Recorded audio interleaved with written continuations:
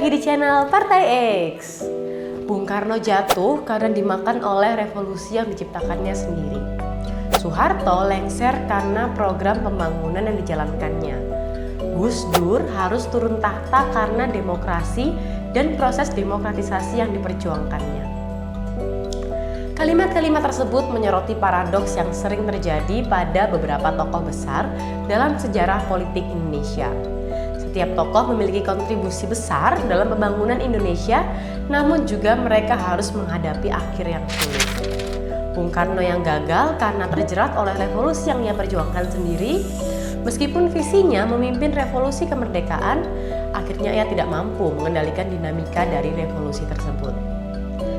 Soeharto, yang akhirnya membawa pembangunan besar bagi Indonesia, akhirnya harus lengser dari kekuasaan dengan cara yang pahit.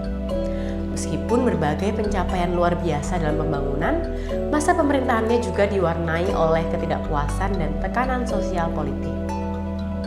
Gus Dur, dengan semangat demokrasi yang diusungnya, terpaksa turun tahta juga.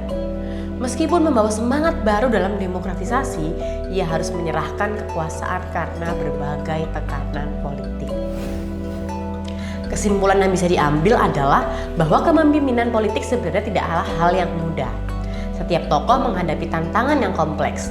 Kadang-kadang tantangan itu menimbulkan paradoks antara pencapaian mereka dan juga akhir yang tidak diinginkan. Ini juga mencerminkan dinamika politik yang rumit dan kompleks di Indonesia. Rumit dan kompleks menjadi dua fakta bahwa kehidupan demokrasi di Indonesia tak lagi sehat.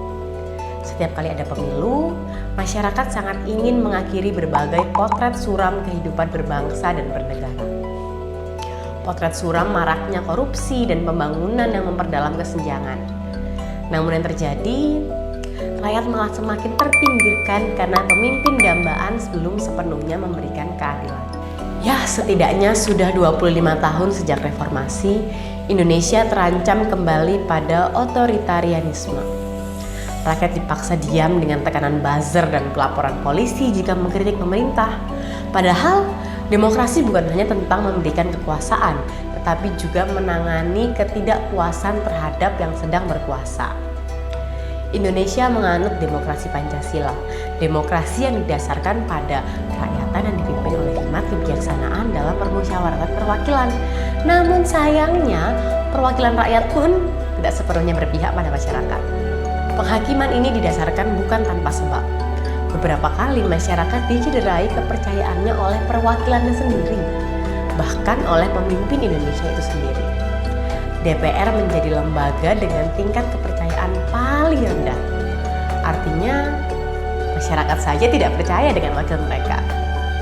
Lalu apa yang diharapkan? Satu bangsa, satu